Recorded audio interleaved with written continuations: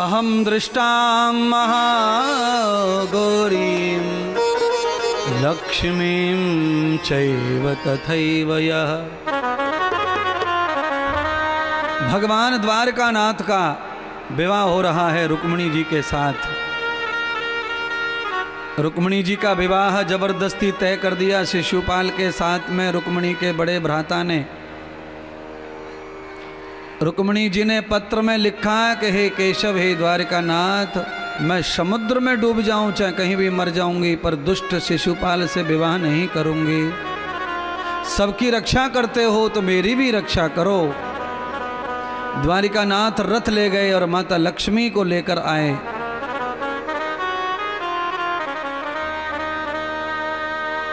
बृहस्पति ब्राह्मण आए, विवाह का शुभ मुहूर्त निकालकर विवाह संपन्न करा रहे हैं।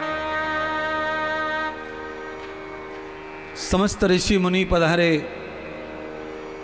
रुक्मिणी माता के माता पिता भी पधारे कन्यादान करने के लिए। गंगा स्नान किया रुक्मिणी के माता पिता ने बेटी का कन्यादान करने से पहले, और 108 गौओं का दान किया। गौ दान करने से पाप नष्ट हो जाते हैं कन्या के माता पिता के, जब वो कन्या का हाथ पकड़े छुए। गौदान जरूर करना चाहिए विवाह में।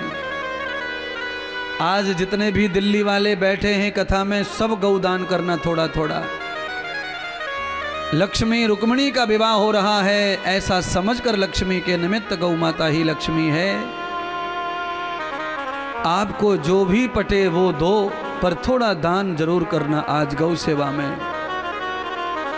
आज का किया हुआ दान हमारी बेटी, हमारे बेटी के बेटी के बच्चों को भी सुखी रखता है।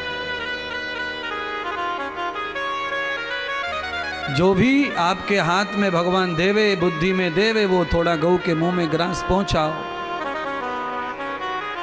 सदगुरु सुखदेव कहते हैं, राजन आज भीष्मक राजा गौतमी गंगा स्नान कर रहे हैं, गौदान करके पवित्र होकर के पुत्री रुक्मिणी का कन्यादान कर रहे हैं। बृहस्पति आचार्य ब्राह्मण ने समस्त मंत्रों का जाप किया और पावन विवाह संपन्न करने लगे। सारे देवता पुष्प बरसा रहे हैं विवाह में।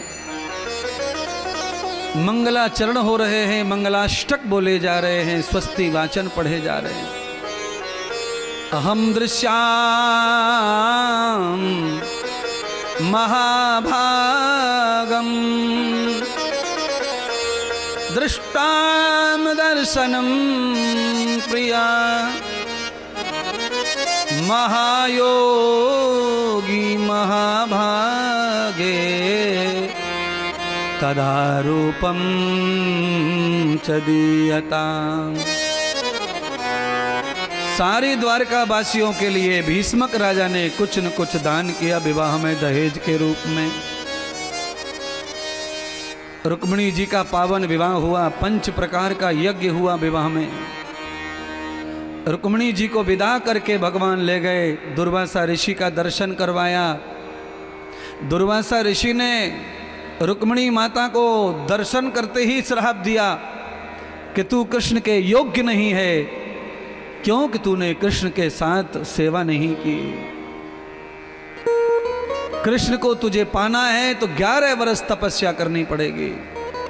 रुक्मिणी माता ने द्वारका के महल के सामने बैठकर 11 साल तप किया और उस तपस्या से प्रसन्न होकर भगवान कृष्ण का रुक्मिणी जी को पुनः प्राप्ति हुई और रुक्मिणी जी पत्नी के रूप में मां बन गईं। उनके गर्भ से काम देवता ने प्रद्युम्न महाराज के रूप में अवतार लिया। प्रद्युम्न महाराज को बालपन में ही पालने से उठाकर अपहरण करके ले गया बाणासुर। बाणासुर के साथ में भगवान कृष्ण का युद्ध हुआ। अपने पुत्र को सुरक्षित वापस कर लिया। बाणासुर की पुत्री के साथ में फिर विवाह भगवान ने करवाया। जब भगवान के पुत्र पत्नी के साथ रहने लगे, उनके भी घर में पुत्र हो गया अनिरुद्ध नाम का। तब भगवान ने पुत्र को आज्ञा दी, जाओ भामासुर नाम का जो दैत्य है वो बहुत अत्याचार महिलाओं पर कर रहा है, उसे मार डालो और समस्त महिलाओं को बाइज्जत बरी करके लाओ। प्रद्युम्न महाराज का युद्ध हुआ भामासुर राक्षस से, वध कर दिया भामासुर का कृष्ण पुत्र ने, और समस्त महिलाएं जो जेल में कैद कर रखी थी सबका बलात्कार कर रहा था एक एक करके, उन सबको आजाद करके लेकर आ गए, पुत्र और पिता के सामने खड़ा कर दिया। सारी महिलाएं मर जाना चाहती समुद्र में डूबकर, उस दुष्ट ने हमारी इज्जत उतारी है, अब समाज हमें कैसे माफ करेगा। भगवान कहने लगे, अरे देवियों, तुम्हारे साथ में तो बलात्कार हुआ है, तुम्हारी इज्जत नहीं गई। क्यों? वो राक्षस ने तुम्हारे साथ जबरदस्ती की है। फिर भी समाज तो समाज है, नहीं स्वीकार करेगा तो तुम चिंता न करो, मैं तुम्हें समाज में स्थान दिलाऊंगा। मेरा तुम ध्यान करो, जप करो और मेरी शरणागति में रहो, मैं ही तुम्हें अपनी पत्नी मानकर तुम्हारी सेवा करता रहूँगा। भगवान ने 16,100 स्त्रियों को पत्नी का दर्जा दिया और भगवान ने उनको रहने और खाने की व्यवस्था की।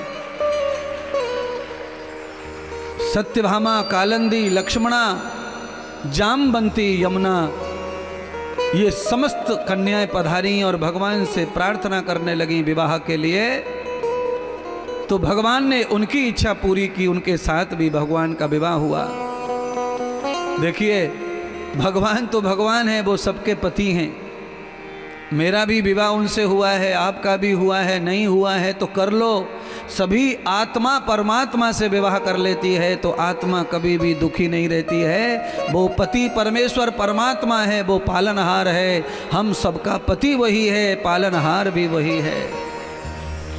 कुछ दिन का साथी, ये संसार में दिखावे का जो पति है, पत्नी है, वो शरीर वाले होते हैं, वो आज हैं कल नहीं, परसों हैं परसों नहीं, पर सदा सदा का पति तो परमात्मा है। यही ज्ञान तो मीरा को हुआ था, नहीं तो मीरा का पति बहुत वीर योद्धा था, बहुत बड़े राज्य का राजा था। इतनी रियासत बड़ी थी मीरा के पति की, पर मीरा को ज्ञान हो गया बचपन में कि ये सारा का सारा पत्थरों का महल और पति नकली है। इनके साथ में रहकर भी 20 साल 40 साल के बाद भी मुझे विधवा होना है, तो क्यों न मैं सच्चे पति की खोज करूं। तो फिर मेरे तो गिरधर गोपाल, दूसरा न कोई। बात ज्ञान की है, कहाँ कौन सी बात दिमाग में बैठ जाए और कब हमारा वैराग्य हो जाए। पर ये बातें भी उन्हीं के दिमाग में बैठती हैं जिनमें बचपन से कुछ अच्छे संस्कार होते हैं, जिनमें कूट कूट के भोग भरा हुआ है। उनके दिमाग में ये बात नहीं बैठेगी कि सच्चा पति कौन है और नकली पति कौन है, पत्नी कौन है।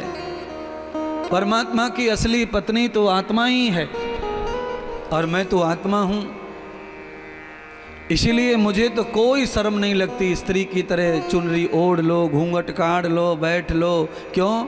अंदर से तो हम स्त्री ही है, परमात्मा का ही आत्मा है, इसीलिए सब प्रकट होता है।